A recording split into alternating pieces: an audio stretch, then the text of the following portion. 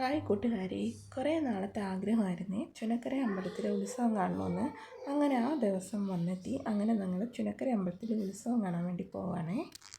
ഞങ്ങൾ ആയൂർ, കൊട്ടാരക്കര, അടൂർ, ചാരുമൂട്, ചുനക്കര വഴിയാണ് പോയത്. നമ്മൾ ആദ്യം തന്നെ അവിടെ ചെന്ന് അമ്പലത്തിലൊക്കെ കയറി പ്രാർത്ഥിച്ച് ഇറങ്ങിയതിന് ശേഷം പറ ഇട്ടായിരുന്നേ. നെൽപ്പറ ഇടണമെന്നുണ്ടായിരുന്നു. അങ്ങനെ നെൽപ്പറ ഇട്ടിട്ടുണ്ടായിരുന്നു. അത് കഴിഞ്ഞതിന് ശേഷം അവിടേക്ക് ഒന്ന് ചുറ്റിക്കണ്ട് ഉത്സവ പറമ്പല്ലേ, അപ്പോൾ കടകളൊക്കെ ആയിരുന്നു. അങ്ങനെ അവിടെയെല്ലാം കയറി കുറേ സാധനങ്ങളൊക്കെ മേടിച്ചതിന് ശേഷം അവിടെ തൊട്ടടുത്തൊരു ചായക്കട ഉണ്ടായിരുന്നു. ആ ചായക്കടയിൽ കയറി ചായയും വടയൊക്കെ കഴിച്ചതിന് ശേഷം പിന്നെയും കിടക്കുവാണ്. രണ്ട് സൈഡിലും കച്ചവടക്കാരേ ഉള്ളായിരുന്നു. അങ്ങനെ ഓരോന്ന് കണ്ടും കേട്ടും ഓരോ സാധനങ്ങളും വാങ്ങിച്ച് അങ്ങനെ അങ്ങ് പോയി. പിന്നെ അപ്പൂനും അച്ഛനും ഐസ്ക്രീം വേണമെന്ന് പറഞ്ഞായിരുന്നു. അങ്ങനെ ഐസ്ക്രീം മേടിച്ച് അപ്പം തന്നെ അപ്പോൾ തറയിട്ടെ.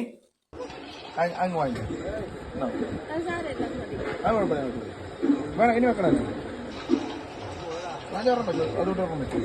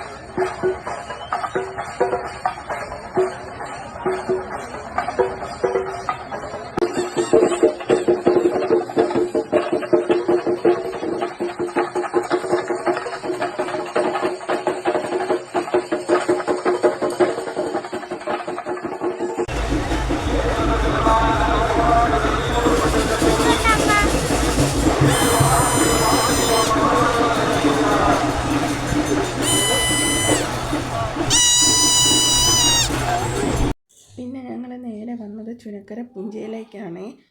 ഇവിടെ എന്ന് പറഞ്ഞാൽ കണ്ണത്താ ദൂരത്തോളം നെൽപ്പാടങ്ങളാണ്. കാണാൻ തന്നെ എന്ത് ഭംഗിയാണെന്നറിയാമോ. സന്ധ്യാ നേരത്താണ് നമ്മളിവിടെ എത്തിയത്. പാടവരമ്പത്തൂടെ നടക്കുമ്പോൾ ഒരു പ്രത്യേക കുളിർ കാറ്റൊക്കെ അടിക്കുന്നുണ്ടായിരുന്നു. പിന്നെ കൊക്കുകളും മറ്റ് കിളികളും ഒക്കെ അവരുടെ കൂട് തേടി പറന്ന് പോകുന്നുണ്ടായിരുന്നു. അതും കൂട്ടം കൂട്ടമായിട്ട് പോകുന്ന കാണാൻ തന്നെ നല്ല ഭംഗിയായിരുന്നു.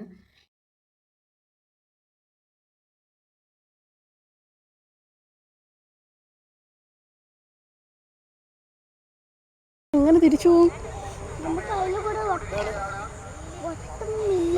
വട്ടമില്ല. ഞാൻ വിചാരിച്ച അവിടെ പാലം ഉണ്ടെന്ന്. അതാ ഇതിലെ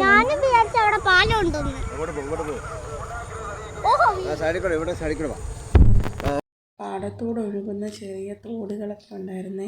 അത് തന്നെ കാണാൻ എന്ത് ഭംഗിയാണെന്നറിയാമോ. പിന്നെ അങ്ങ് ദൂരെ വള്ളങ്ങളൊക്കെ ഉണ്ടായിരുന്നു. പ്രത്യേകതരം ശാന്തമായ ഒരു അന്തരീക്ഷമായിരുന്നു ഇവിടെ. അതുകൊണ്ട് തന്നെ ധാരാളം ആളുകൾ സന്ധ്യ നേരെ ഇവിടെ വന്ന് നിൽക്കുന്നത് ഞാൻ കണ്ടു. ഓണാട്ടുകാരയുടെ പാരമ്പര്യവും പ്രൗഢിയും വിളിച്ചോതുന്ന ചുനക്കര തിരുവൈരൂർ മഹാദേവൻ്റെ കെട്ടുകാഴ്ചകളെ പറ്റി നമ്മൾ കണ്ടല്ലോ. ചുനക്കര ക്ഷേത്രത്തിന് ചുറ്റുമുള്ള പ്രധാന കരക്കാരാണ് ഈ കെട്ടുകാഴ്ചകൾ നിർമ്മിച്ച് ക്ഷേത്രത്തിലേക്ക് എഴുന്നള്ളിക്കുന്നത്. വടക്കുമുറി, തെക്കുമുറി, കോട്ടമുക്ക്, മാമ്പറ, കരിമുളയ്ക്കൽ, പിന്നെ തന്മുറി തുടങ്ങിയ വിവിധതരം കരകളുണ്ട്.